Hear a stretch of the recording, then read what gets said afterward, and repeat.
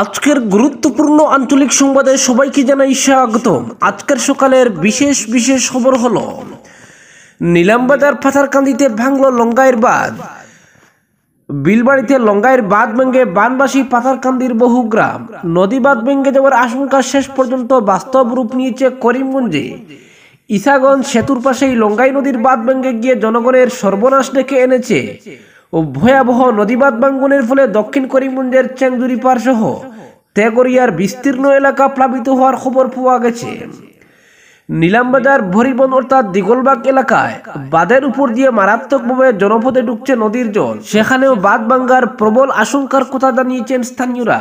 বেশ কোটি জায়গায় বাঁধের উপর দিয়ে নদীর জল প্রবাহিত হওয়ার পাশাপাশি একাধিক জায়গায় বাঁধ ভেঙে যাওয়ার আশঙ্কায় ভুগছেন স্থানীয়রা। ভাঙ্গনস্থলের পাশে থাকা প্রায় 10টি পরিবারকে স্থানীয়রা উদ্ধার করে নিরাপদ আশ্রয় নিয়ে গেছেন। নিলামবাজার সার্কেল অফিসার জনাতন বাইপেই ও ডিডিএম এর ফিল্ড অফিসার মান্না দে ঘটনাস্থলে পৌঁছে বন্যা দুর্গতদের স্থানীয় চেংদুরিপাড় এলপি স্কুলে আশ্রয় শিবিরের ব্যবস্থা করে দিয়েছেন।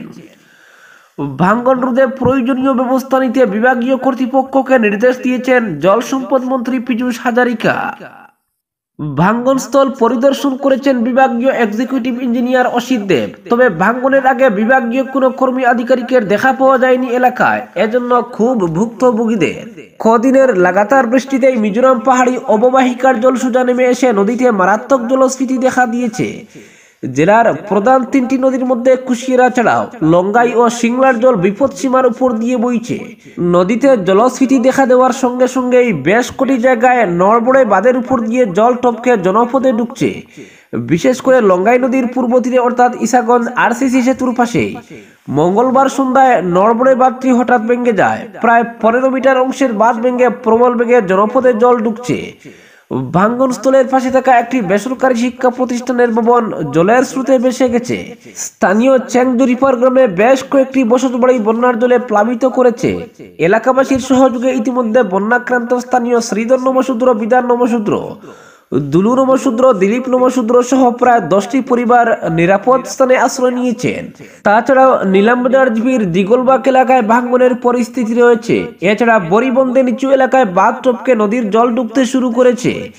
এখানকার দিগলবাগ, হালঘাট, রতনপুর, বরিবন, বনগ্রাম, আকবরপুর, যাত্রাপুর প্রভৃতি এলাকা প্লাবিত হতে পারে বলে আশঙ্কা স্থানীয়দের। এছাড়া দক্ষিণ করিমগঞ্জের চেংদুরিপাড়, তেগরিয়া, কাকড়িরপাড়, কাঁঠালগুল সহ 12 গ্রাম পশ্চিমাঞ্চল বন্যার জলে প্লাবিত হওয়ার আশঙ্কার কথা জানিয়েছেন স্থানীয়রা। এদিকে বাঁধ ভাঙ্গার খবর পেয়ে নিলামবাজারের সার্কেল অফিসার জনাতন বাইপেই ও ডিডিএম এর ফিল্ড অফিসার মান্না দে এদিন সন্ধ্যায় ঘটনাস্থলে ছুটে যান। তারা ভাঙ্গনের ভয়াবহতা খতিয়ে দেখেন। ভাঙ্গনস্থলের লাগোয়া প্রায় 10টি বন্যাক্রান্ত পরিবারকে স্থানীয়দের সহযোগে উদ্ধার করে সার্কেল অফিসারের পক্ষ থেকে চেংদুরিপাড় এলপি স্কুলে আশ্রয় শিবিরের ব্যবস্থা করে তাদের নিয়ে আসা হয়েছে। আজ থেকে দুর্গতদের সরকারিভাবে ত্রাণের ব্যবস্থা করা হবে বলে জানিয়েছেন মান্না দে। প্রয়োজনে আরো আশ্রয় শিবিরের ব্যবস্থা করা হবে। করিমগঞ্জ জল সম্পদ বিভাগের এক্সিকিউটিভ ইঞ্জিনিয়ার অসিত দেব জানান, ইসাগঞ্জে ভেঙে যাওয়া বাঁধটি পরিদর্শন করেছেন। লঙ্গাই ও সিংলা নদীতে হঠাৎ করে মারাত্মক জলস্ফীতি দেখা দিয়েছে। এই দুটি নদীর একাধিক জায়গায় বাঁধের উপর দিয়ে জল প্রবাহিত হচ্ছে, সেগুলো খতিয়ে দেখেছেন তিনি। বিশেষ সূত্রে জানা গেছে, লঙ্গাই নদীর বাঁধ ভেঙে যাওয়ার খবর পৌঁছেছে মন্ত্রী পীযূষ হাজারিকার কানে। ভাঙ্গন রোধে প্রয়োজনীয় ব্যবস্থা নিতে ইতিমধ্যে বিভাগীয় কর্তৃপক্ষকে নির্দেশ দিয়েছেন মন্ত্রী। তবে বিভাগীয় কর্তৃপক্ষের তরফে বলা হয়েছে, নদীতে জল না কমলে ভেঙে যাওয়া বাঁধ সংস্কার করা সম্ভব নয়। তবে নড়বড়ে নদী বাঁধ ভাঙ্গনের আশঙ্কার কথা একাধিকবার বিভাগীয় কর্তৃপক্ষকে জানানোর পরও কোনো ইতিবাচক ব্যবস্থা নেওয়া তো দূরের কথা, এখানে বিভাগীয় কোনো কর্মী আধিকারিকের দেখা পাওয়া যায়নি। এমন অভিযোগ তুলে সরব হতে দেখা গেছে ভুক্তভোগীদের। তারা বাঁধ ভাঙ্গনের জন্য বিভাগীয় উদাসীনতাকে দায়ী করেছেন। তবে বিষয়টি মানতে নারাজ কর্তৃপক্ষ। টাকা বরাদ্দ হয়নি বলে বাঁধটি সংস্কার করা হয়নি সময় মতো। শেষ খবরে জানা গেছে, লঙ্গাই নদীর জলস্তর বর্তমানে 24.62 মিটার, বিপদসীমা 22 মিটার। সিংলার জলস্তর 20.76 মিটার, বিপদসীমা 17.98 মিটার। কুশিয়ারার জলস্তর 12.55 মিটার, বিপদসীমা 14.94 মিটার। তবে লঙ্গাই নদীর জল ঘন্টায় 4 সেন্টিমিটার করে বাড়ছে। কুশিয়ারা নদীর জল বিপদসীমার নিচে থাকলেও 4 ঘন্টায় 2.15 সেন্টিমিটার করে বাড়ছে। তবে সিংলা নদীর জল বিপদসীমার উপরে থাকলেও বর্তমানে নদীর জল স্থিতাবস্থায় রয়েছে। বৃষ্টির পরিমাণ 218.25 mm বলে জানা গেছে। অপরদিকে এক রাতের বৃষ্টিতেই পশ্চিম কাটিগুড়ায় বন্যা, বিলেন স্লুইস গেট, আক্রান্ত একাধিক গ্রামের 600 পরিবার। পরিস্থিতির খোঁজ নিলেন মন্ডল সভাপতি সুব্রত চক্রবর্তী। স্লুইস গেটে বিলেন রেমাল এফেক্টে মাত্র এক রাতের বৃষ্টিতেই বেসামাল পশ্চিম কাটিগুড়া, দুটি পাহাড়ি নদীর জলস্ফীতিতে বন্যায় ভাসল একাধিক গ্রাম, আক্রান্ত হলো কম করেও 600 পরিবার। বৃষ্টিপাত অব্যাহত থাকলে পরিস্থিতির আরো অবনতি হওয়ার আশঙ্কা। এক রাতের বৃষ্টিতে বেসামাল বলেশ্বর ও গুমলা নদী, পাহাড়ি ওই দুই নদীর প্রবল জলস্ফীতি উপচে পড়েছে লোকালয়ে, ভাসিয়ে নিয়ে যাচ্ছে বাড়িঘর, রাস্তাঘাট, আর এতে বন্যা পরিস্থিতির সৃষ্টি হয়েছে পশ্চিম কাটিগুড়ায়। প্রাপ্ত খবর মতে সোমবার শেষ রাত থেকেই ফুসতে শুরু করে পশ্চিম কাটিগুড়ার বলেশ্বর ও গুমলা নদী। রেমালের প্রভাবে রাতে প্রবল বৃষ্টিপাত হওয়ায় ফুলে ফেপে উঠে ওই দুই পাহাড়ি নদী ভোর থেকে বেসামাল হয়ে উঠে। দুই নদীর প্রবল জলস্ফীতি উপচে পড়ে লোকালয়ে, সময় গড়ানোর সঙ্গে সঙ্গে বন্যার রূপ নেয়।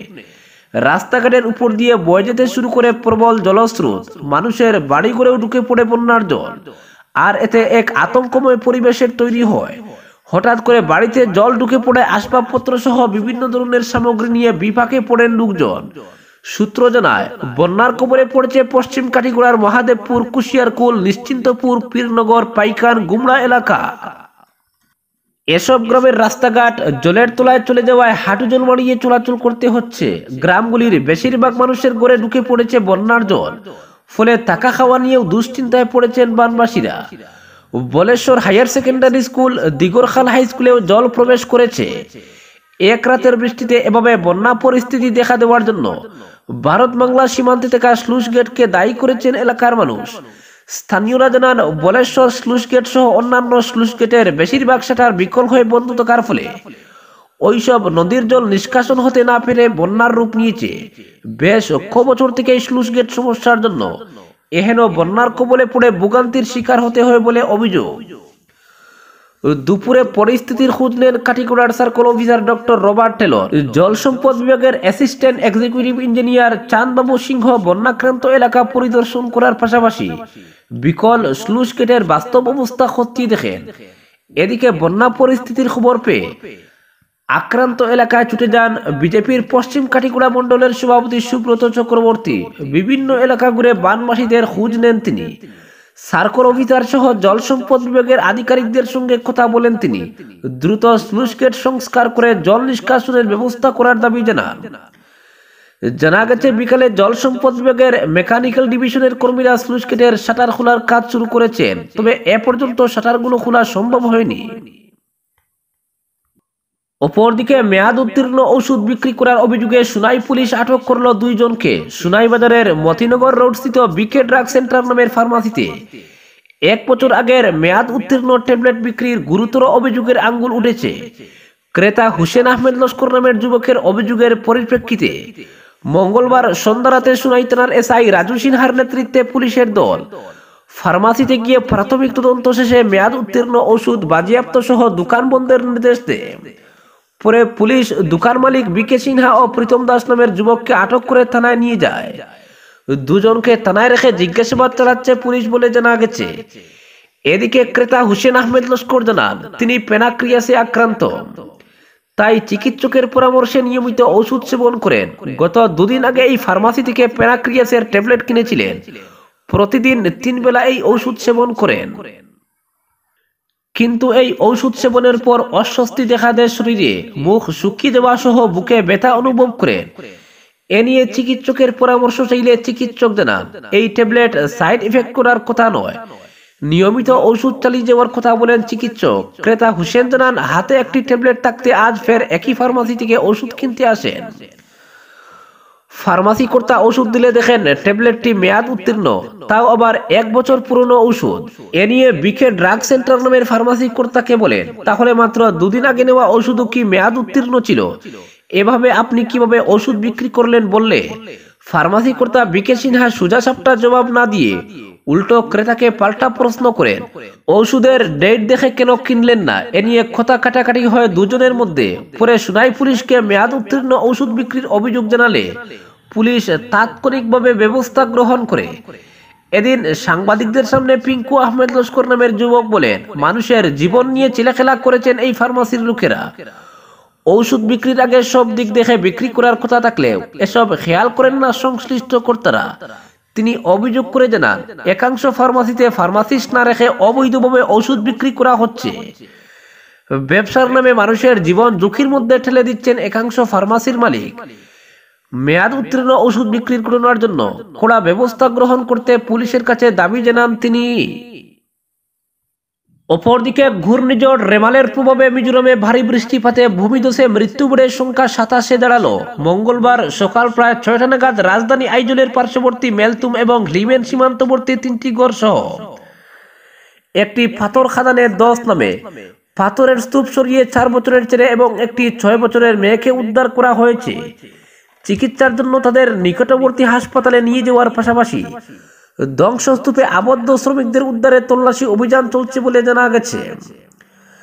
আইজলের জেলা শাসক নাজুক কুমার জানান, এখন পর্যন্ত 16টি মৃতদেহ উদ্ধারের খবর নিশ্চিত করা হয়েছে। আরও 4 জনকে ধ্বংসস্তূপ সরিয়ে বের করার চেষ্টা করা হচ্ছে। পাথরের স্তূপের নিচে আরো মৃতদেহ থাকতে পারে। ধ্বংসস্তূপ সম্পূর্ণ পরিষ্কার না করা পর্যন্ত অপারেশন চলবে, জানান জেলা শাসক। তিনি জানান, নিহত সবাই শ্রমিক নন, স্থানীয় সাধারণ নাগরিক রয়েছেন। তবে অধিকাংশই শ্রমিক। তাদের মধ্যে 6 জন মিজু, 3 জন নন মিজু এবং অন্যদের পরিচয় এখনো শনাক্ত করা যায়নি। শেষ খবরে জানা যায় মৃতের সংখ্যা 27। দুর্ঘটনার পর রাষ্ট্রপতি দ্রৌপদী মুর্মু মঙ্গলবার তার এক্স হ্যান্ডেলে শোক ব্যক্ত করে লিখেছেন, মিজোরামের আইজলের কাছে একটি পাথর খাদানে দশে প্রাণহানির বিষয় জানতে পেরে আমি মর্মাহত, শোকাহত পরিবারগুলির প্রতি আমার সমবেদনা জানাই। তিনি ধ্বংসস্তূপে আবদ্ধদের সফলভাবে উদ্ধার ও ত্রাণ কার্যের জন্য ঈশ্বরের কাছে প্রার্থনা করার পাশাপাশি আহতদের দ্রুত আরোগ্য কামনা করেছেন। আজকের বিশেষ সংবাদ এখানেই সমাপ্ত।